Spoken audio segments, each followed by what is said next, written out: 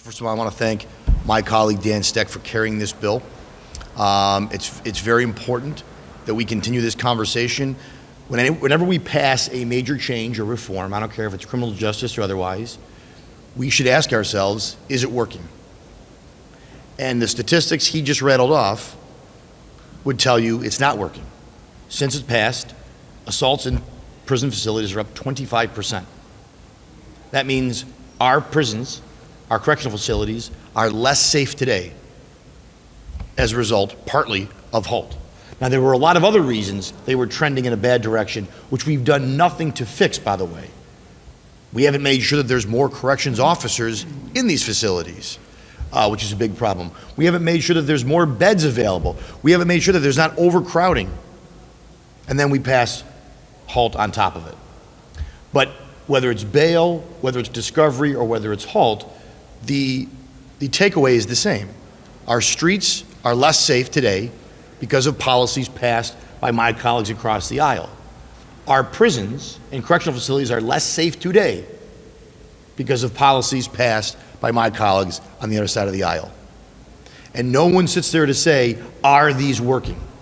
Except for us. And we're going to continue to measure our colleagues' success on this by those statistics you just heard from Senator Stec.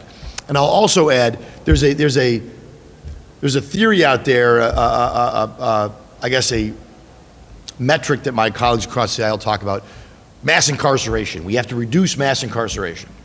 And I want to just sort of address this as if we're just rounding people up off the street and throwing them in jails. That is not what ever happened. That's not what's happening now. If you're in prison today in New York, you really did a lot of work to get there because it's really hard to end up there. That's the first thing. But the idea that I want less people in jail too. Senator Stec wants less people. Everyone up here wants less people in jail because that means to me, less people are committing crime.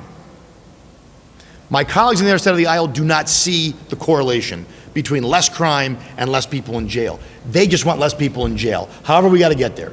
Close the beds, close facilities, get more people on the street. Whether or not it's safer for everyone, that doesn't really matter. That doesn't really factor into the discussion. And to prove that point, you have folks who are here today from Niscoba, corrections officers. No one ever asks them, how is this going to impact your job? We ask them to go do a job that most people do not want to do and have no idea what goes into it. Because thank God most people have never been inside a prison. But we ask these folks to go do a very difficult job. And we're making it more difficult, more dangerous. How are we going to attract more people to do that job? How are we going to tell them, we got your back, we're doing everything we can to make sure you're safe while doing a very dangerous job, inherently. They're not on the street trying to catch criminals. They are in a facility with convicted criminals. These are dangerous people, full stop, there's no debate. They're rapists, they're murderers, they're burglars, many of them multiple times.